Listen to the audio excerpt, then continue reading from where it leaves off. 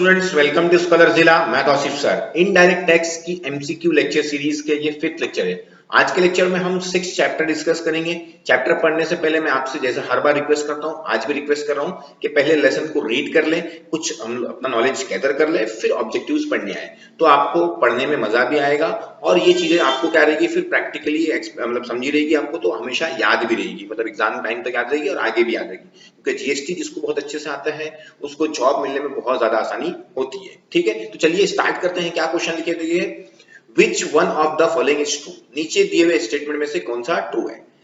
Entire income of an any trust is exempted from GST. अगर कोई trust पूरी income मतलब इनकम करता है, इनकम कमाता है, तो उसकी पूरी इनकम जीएसटी से क्या है, एग्जेम्प्ट है। Entire income of registered trust is exempt from GST. कोई रजिस्टर्ड ट्रस्ट है, वो जीएसटी से उसकी इनकम क्या है, एग्जेम्प्ट है, मतलब उसको जीएसटी नहीं लगेगा। Income from specified defined charitable activities of trust are exempt from GST. कोई स्पेसिफाइड या डिफाइंड चैरिटेबल ट्रस्ट है, ठीक है ना, मतलब किसी पर्टिकुलर काम के लिए किसी बोलते हैं ना, इसी चीज के लिए काम करता है वो, तो ऐसे ट्रस्ट की भी इनकम क्या रहेगी, जीएसटी से बाहर है। Income from specified defined charitable activities registered trust under section 12A of income tax are exempt from GST.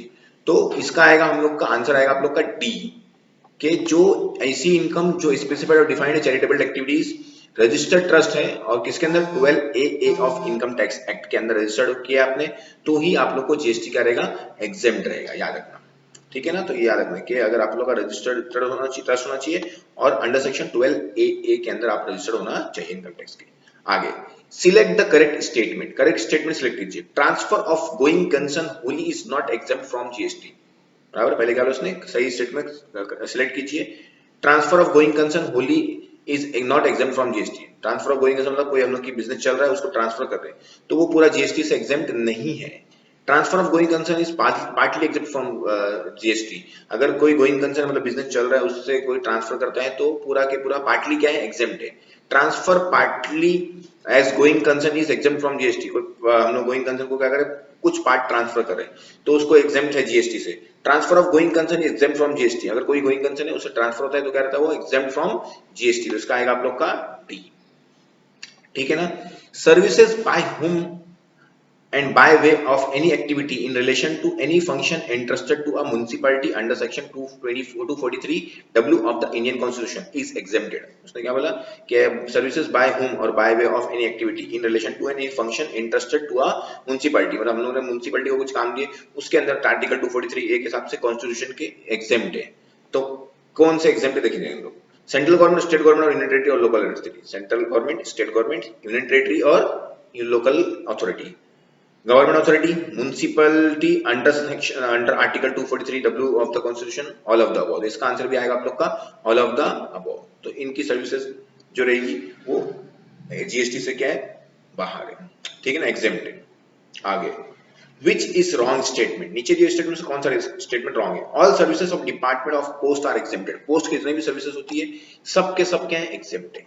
All services by post state, central government, local authority in relation to aircraft और any vessel in a port और airport are exempted. जितने भी government की services रहेगी, central government, state government, local authority की, जो port के aircraft की या पोर्ट की वेसल्स की सर्विस रहेगी, एयरपोर्ट की या पोर्ट की बंदरगाह की, वो सब क्या रहेगी, एग्जेम्प्ट रहेगी। All services by state government, central government, local authority in relation to transport of passenger are exempted. Passenger की जितनी भी सर्विसेज है वो क्या रहेगी, एग्जेम्प्ट रहेगी। तो इसका आएगा ऑल द मेंशन अबव। इसका भी आएगा डी। ये सब के सब क्या है, एग्जेम्प्ट है, मतलब इन सब पे क्या लगता है, जीएसटी नहीं लगता है, ठीक है ना। आगे services to a single residential unit is, एक रेसिडेंशियल यूनिट है आप लोग की, बराबर ना, उसको आप कोई सर्विस दे रहे हैं, बराबर है, एग्जेम्प्ट इफ, वो एग्जेम्प्ट रहेगी if it is pure labour service only. अगर सिर्फ लेबर सर्विस होगा वो। It is work contract only, वो अगर वो वन कॉन्ट्रैक्ट होगा तो। It is a part of residential complex only, ये क्या है, रेसिडेंशियल कॉम्प्लेक्स का ही पार्ट है। It is ground floor without further super structure, ये ग्राउंड फ्लोर है उसके ऊपर कोई स्ट्रक्चर नहीं है। तो इसमें से आप लोग को कौन सा एग्जेम्प्ट रहेगा, services to a single residential unit. एक रेसिडेंशियल यूनिट को आप क्या दे रहे हैं, सर्विस दे रहे हैं, तो अगर इसमें कौन सा एग्जेम्प्ट रहेगा, सिर्फ ए वाला। अगर सिर्फ आप प्योर लेबर सर्विस, खाली हम लोग को लेबर सर्विस प्रोवाइड कर रहे हो सिर्फ, लेकिन एक रेसिडेंशियल यूनिट को, पूरी को नहीं, तो इसका क्या रहेगा आप लोग का, एग्जेम्प्ट रहेगा। सिक्स्थ क्या है, देखिए which exemption option is right from the following. कौन सा एग्जेम्पशन ऑप्शन आपके लिए राइट है। For letting out any immovable property, for letting out any residential dwelling for use as residence, for renting out any residential property irrespective of its use, for none of the above. तो इसके लिए आप लोग का आएगा क्या लिखा है, following which exemption option is right from the following, मतलब कौन सा राइट है, तो इधर आएगा आप लोग का B, for letting out any residential dwelling, मतलब रेसिडेंशियल जो आपकी क्या जगह है, use of for use of residence, आप लोग उसको क्या कर रहे हैं, रेसिडेंस के लिए ही दे रहे हैं, बराबर ना। तो ऐसे में आप लोग को इसके ऊपर क्या लगेगा, कोई क्या बोलते हैं, मतलब जीएसटी लगेगा, वो एग्जेम्प्ट रहेगा। Services by hotel, inn, guest house, club, camp site are exempted for residential lodging purpose, बराबर ना। सर्विसेज जो होटल देते हैं, इंस मतलब इन ही होटल ही होता है, guest house, club, camp site, camp अगर लगते हैं तो ये सब एग्जेम्प्टेड है रेसिडेंशियल या लॉजिंग पर्पस के लिए। कब, कितना अमाउंट उसके लिए फिक्स किया गया, उसके लिए अमाउंट फिक्स किया है, तो क्या देखो, if the actual tariff of unit accommodation is below 10,000, अगर 10,000 से कम रहेगा टैरिफ एक दिन का, it is actual tariff is unit of accommodation, एक यूनिट का मतलब एक फ्लैट का या एक रूम का, below 1,000, if actual tariff of unit accommodation is exactly 1,000, if actual tariff of unit accommodation is above 1,000, तो इसका आएगा आप लोग का बी, 7th का B.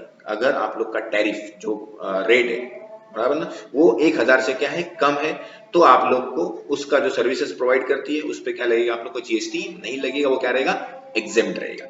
Transportation of passenger exempted, if transport जो पैसेंजर आप ट्रांसफर करते हैं वो एग्जेम्प्ट रहेगा, कब, if it is by air condition stage carriage, अगर air condition stage carriage से करेंगे तो it is by air condition contract carriage, air condition contract carriage से करेगा तो it is by non air condition stage carriage for tourism, charter और hire, none of the above, तो इसका आएगा आप लोग का none of the above, क्योंकि ये ट्रांसपोर्टेशन पैसेंजर एक भी एग्जेम्प्ट नहीं है इसके अंदर, ठीक है ना, क्योंकि ये भी नॉन एयर कंडीशन होता तो एक बार चल जाता था, लेकिन यहाँ पे दोनों एयर कंडीशन है, यहाँ पे है, लेकिन ये काहे के लिए यूज कर रहे लोग, टूरिज्म के लिए यूज करें, टूरिज्म के लिए यूज करें तो उस टाइम पे आप लोग को जीएसटी देना पड़ता है।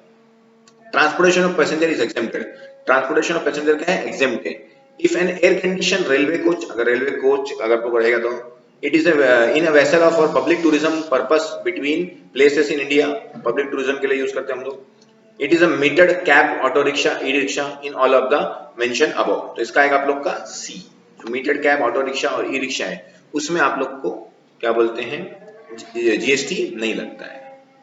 Transportation of good is not exempted, transportation of goods exempt नहीं रहेगा if it is by goods transport agency, courier agency, अगर गुड्स ट्रांसपोर्ट एजेंसी या कुरियर एजेंसी करती है तो, बाय इनलैंड वाटरवेज, वाटर के जो समुद्र के मतलब पानी के जरिए है उसके जरिए, मतलब क्या बोलते हैं उसको, नदी वगैरह से, by aircraft from place to outside India up to the custom station of for clearance India, aircraft से लेकर कस्टम स्टेशन तक आने का उसका, by all the mention above, all the above mention, तो बाकी सारे, तो इसमें हम लोग का आंसर क्या आएगा, तो 10th का आएगा हम लोग का ए, कि अगर आप लोग का कुरियर एजेंसी सर्विस करेगी या ट्रांसपोर्ट एजेंसी सर्विस करेगी तो आप लोग का गुड्स का जो ट्रांसपोर्टेशन का पैसा है उस पे जीएसटी नहीं लगेगा, ठीक है ना, याद रखना 10th का। आगे ट्रांसपोर्टेशन ऑफ एग्रीकल्चरल प्रोड्यूस, अगर आप लोगों ने एग्रीकल्चर प्रोड्यूस मतलब या तो मिल्क या तो सॉल्ट या तो फूड ग्रेन या तो फ्लोर या तो पर्ल्स या rice, relief material meant for victim of natural man made disaster, calamities, accident, mishap, newspaper, magazine registered with register of newspaper is exempted, मतलब ये सब के बारे में बोला है,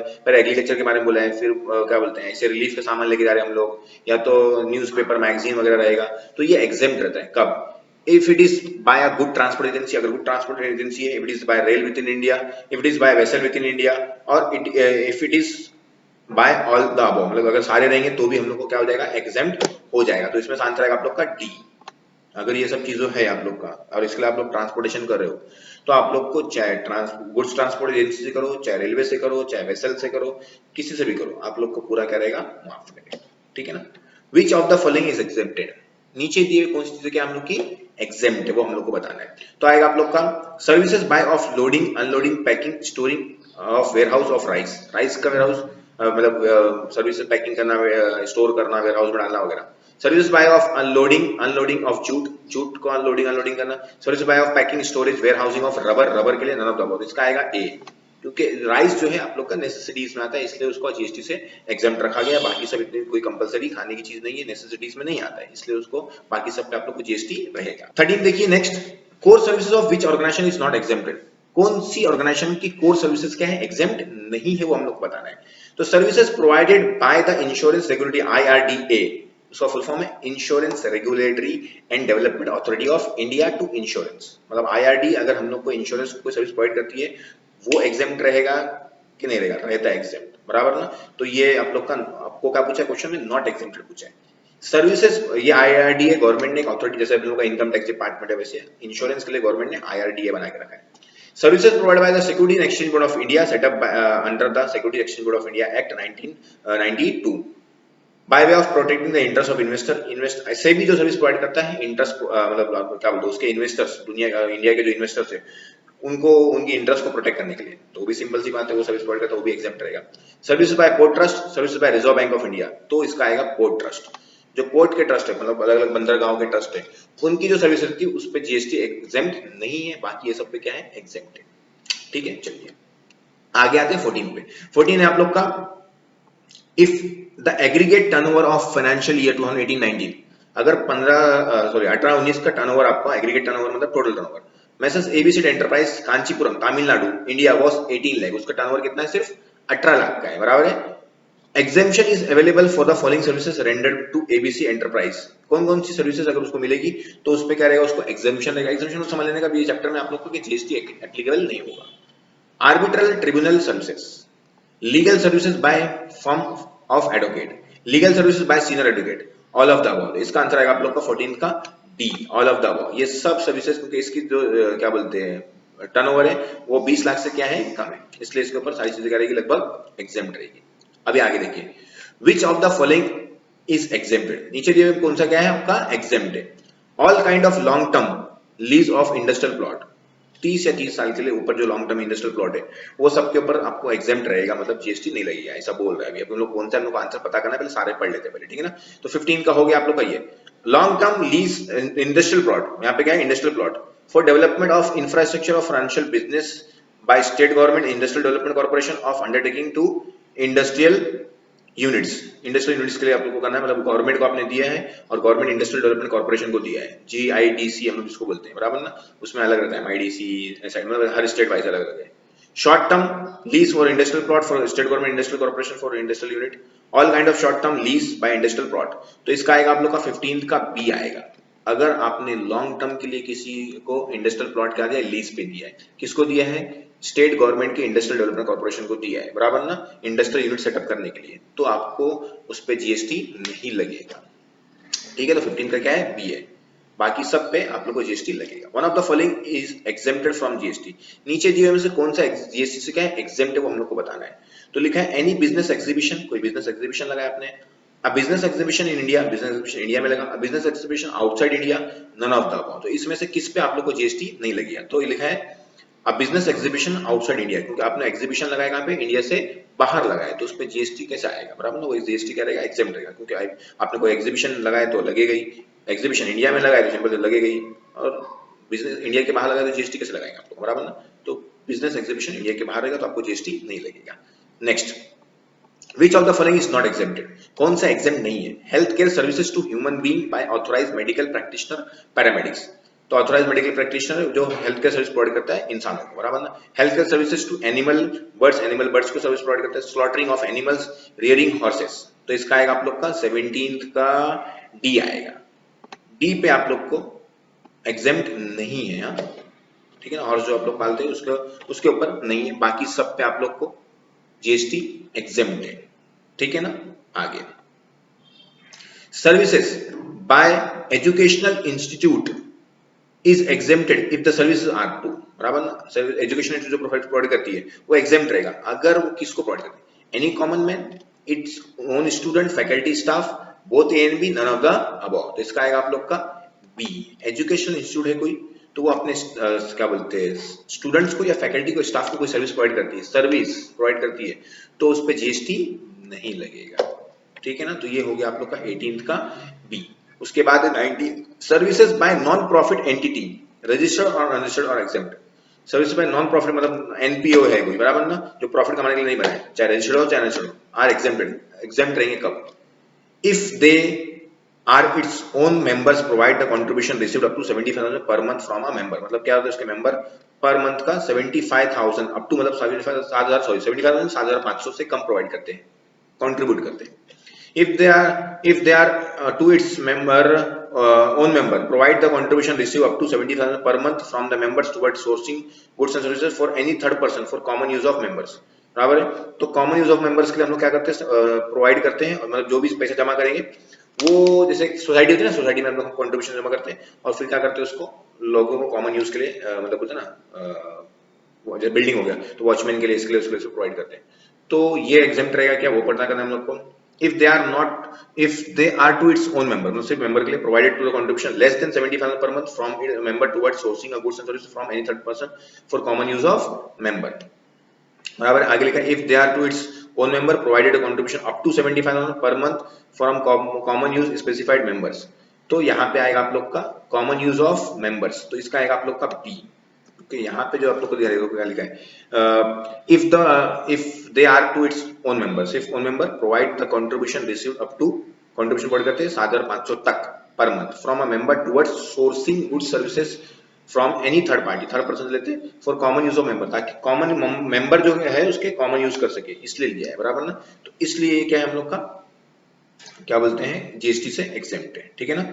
आगे Which of the following are exempt services? इन लोगों में से कौन सी सर्विस क्या है, एग्जेम्प्ट है। Service by an artist by way of performance in folk classical art form music data theatre consultation therefore not exceeding 1 lakh, 1 lakh से ज्यादा कम का सर्विस प्रोवाइड कराएं, वो एग्जेम्प्ट रहेगा कि नहीं रहेगा। Service by artist by of performance in folk classical art form music dance with consultation not exceeding 1.5 lakh दिया है।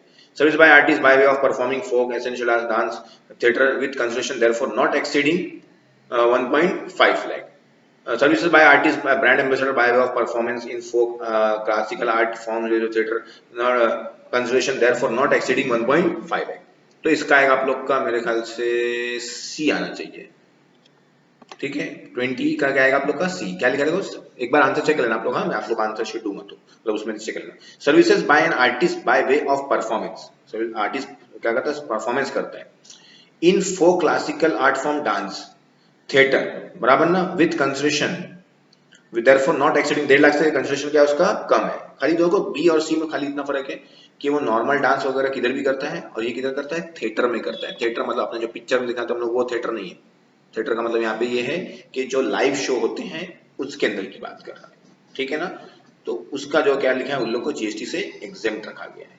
नेक्स्ट 21 का transportation of passenger by dash are exempt from GST, किससे एग्जेम्प्ट रहेगा हम लोग का जीएसटी, बराबर ना।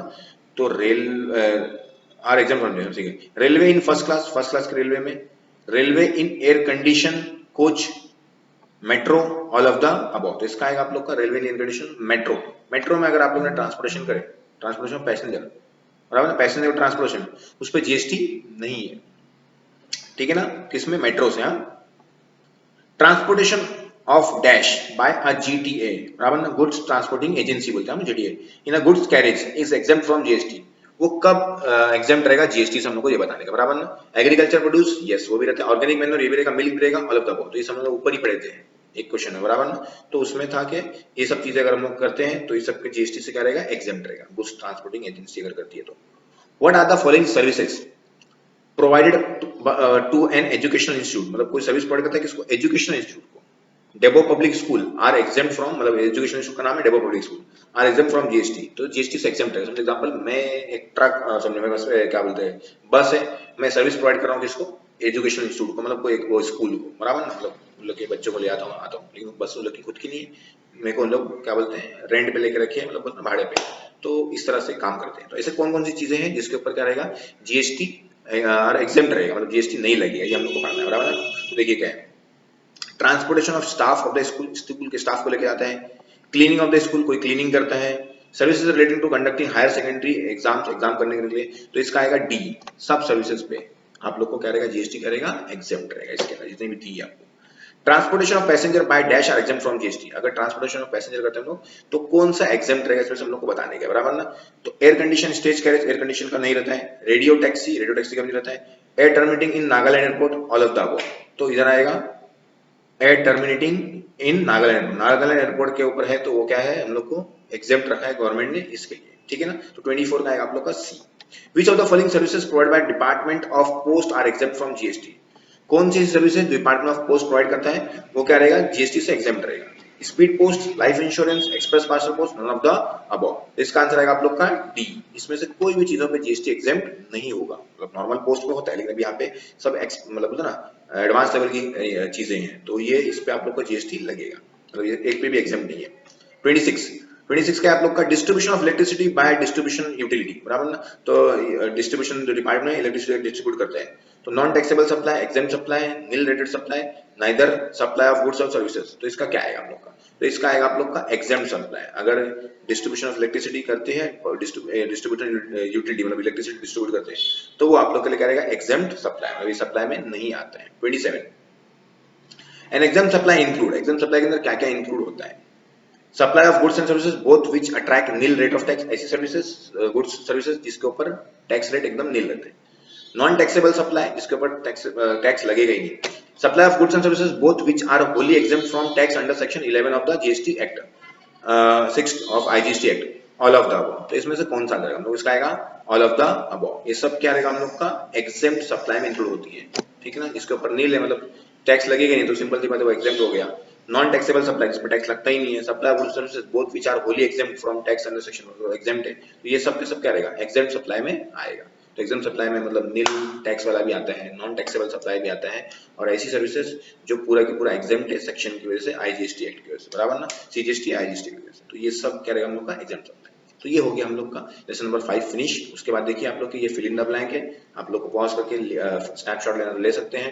उसके बाद नीचे ये है आप लोग का, उसके बाद आप लोग का मैच द कॉलम है, फिर ट्रू फॉल्स है, फिर उसके बाद आएंगे आप लोग तो ट्रू फॉल्स के बाद आप लोग का चेक या आंसर से आंसर चेक कर सकते हैं आप लोग। स्नैपशॉट ले लीजिए आप लोग। अब टेक्स्ट बुक होगी तो अच्छी बात है, नहीं है तो अपने कोई भी फ्रेंड से ले लीजिए। वीडियो देखने का आप लोग का बहुत बहुत शुक्रिया। मिलते हैं अगले वीडियोस में। याद रखिए कि मैं सारे सब्जेक्ट कवर करने वाला हूं, तो जितना ज्यादा हो सकता है उतना ज्यादा शेयर कीजिए। जितना जल्दी होगा मैं उतना फास्ट वीडियो बनाने की कोशिश करूंगा। Thank you very much.